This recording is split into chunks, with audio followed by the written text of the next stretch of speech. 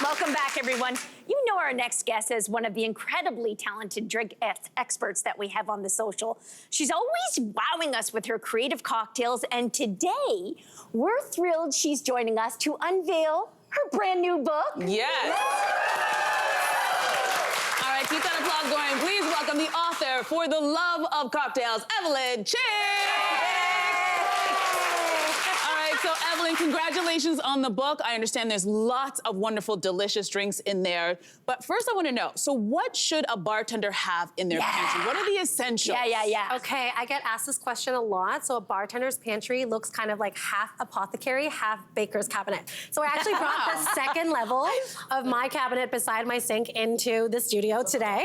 That is so cool. Yes, so a lot of it is really just spirit or non-alcoholic distillate with some sugar or sweetener. So you have lots of alternatives, honey, demerara, all these different options, and then a lengthener. So a lengthener means citrus, something that can foam up your cocktail, something that can give it some bubbly, like an artisanal tonic or a soda. So it covers a lot of this in the book. I love this. Well, we're going to test out some of those recipes today, and you're going to explain sort of the key elements of each that make it such a great drink. Now, since savory cocktails are really trending right now, you're going to start by making a drink with miso. Yes, so you're actually going to be started making a drink with miso. Oh, we're doing the work. Okay, Evelyn. Loves it. What we're going to do is, in your small shaker tin right there, we're going to add a little bit of miso. And miso is just fermented soybean, and what it does, it adds some really nice umami flavors in it. So just pick up the little spoon over there. Yeah, add a little bit to your shaker tin, your small one. Yeah, perfect. Just a tiny little bit. Just a tiny bit.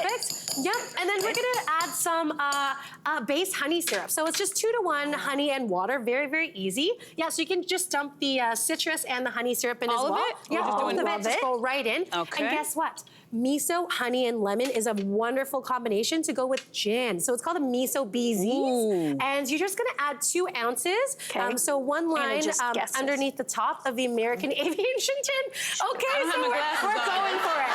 We're celebrating. We're going for it. Did you just? She just eyeballed it. Eyeball it. Someone's gonna have to watch this. I don't need. All right, we're having fun today. All right. So what this gin does is that it adds some like beautiful lavender floral notes and like pumps up the citrus. Yeah, smell it? Okay, beautiful. So you're gonna pour the whole contents into your big one, and then we're gonna shake it up. Okay. No, we're gonna shake it up. We're gonna shake it up. Jess is like, I'm a pro. We got it. Hold on. Over here is like, what do I do?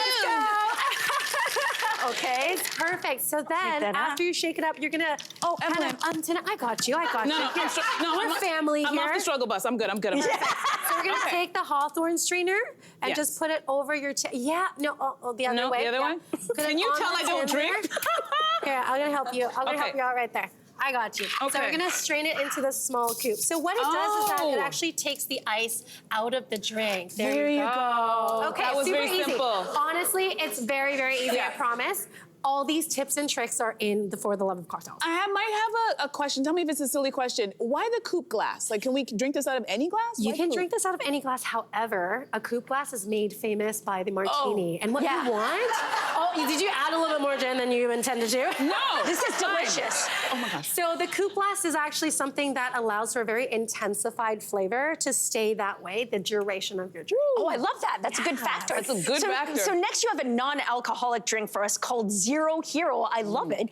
What's important to you when you're making a zero proof cocktail? Okay, so I feel that drink inclusivity is a big part of myself hosting, and even if you're going to social gatherings, you don't want to kind of box people into having to drink something that's alcoholic. So the Zero Hero is actually a plethora of flavors using Seedlip Spice 94, which has like beautiful notes of like allspice, smells lovely. And I added a grapefruit cordial, which is actually just like a grapefruit syrup made with some peels, grapefruit juice, sugar, and then a lengthener. I love it when one thing does 2 things. So I added verjus. It all sounds really complicated. For verjus, it's actually just pressed grape musk. So allowing for the grapiness to come through and also some acidity. And now when you sip it, there's so much flavor in it. It's just 3 the ingredients. Delicious. That's overwhelming because I'm getting so many different notes. Yeah, I wish the audience It's could smell smoky, what it's you citrusy, really it's good. autumnal, it's so many different things. Yeah, Right, this is a crowd yes. pleaser for sure. Okay, is there a more common pantry staple that works as well as lengthener for non-alcoholic beverages? Yes. Because that's the trend right now, right? Absolutely, and I love making non-alcoholic drinks. You can reach for,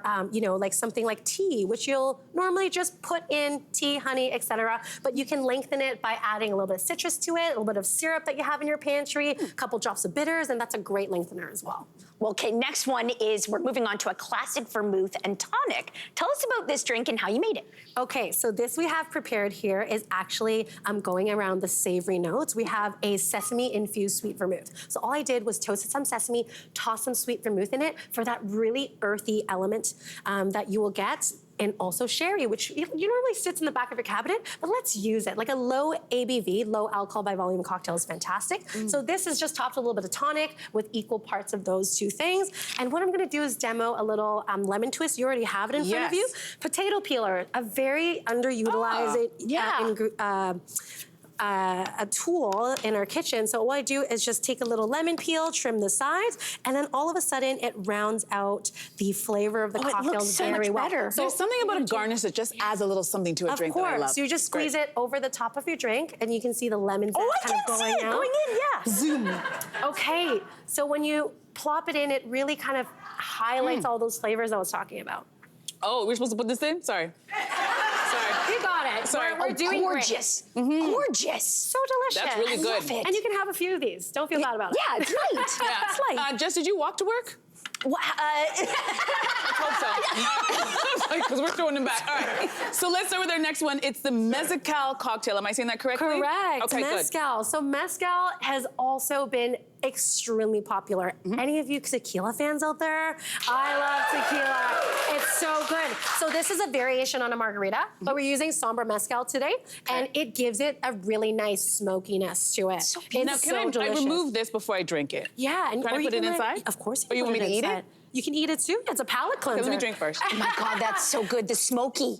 Right, so that's Oh, done with a little good bit of dry vermouth and a cucumber cordial. During the pandemic, what I did was I cut off the ends of a cucumber and I juiced the ends because normally you just toss them out, right? Yeah. We don't want to waste anything. So I blended it with some sugar and added a little bit of lime zest in it and made a cucumber syrup. And that's what I put in there with It's some like a lime. salad I and drink love all that. together. I feel like I can do that at You home can myself. do that. Very easy. Hey, listen, I want to talk about this kind of glass. What do you Yes. call this, a rock glass? So it's called a rocks It's like glass. the workhorse, right? It is the workhorse. So you can put old fashions in there, Negronis in there, your margaritas in there. Literally, if you don't have any glass, just default to a rocks glass because it allows for you to add some ice so you can enjoy a cold drink during the beginning of your journey and then a cold drink at the end of your journey. My gosh, Evelyn, you're a delight and a charmer. This book is absolutely incredible. Thank you so much for being here. For the Love of Cocktails is available now, and good news for our studio audience. Everybody's going home.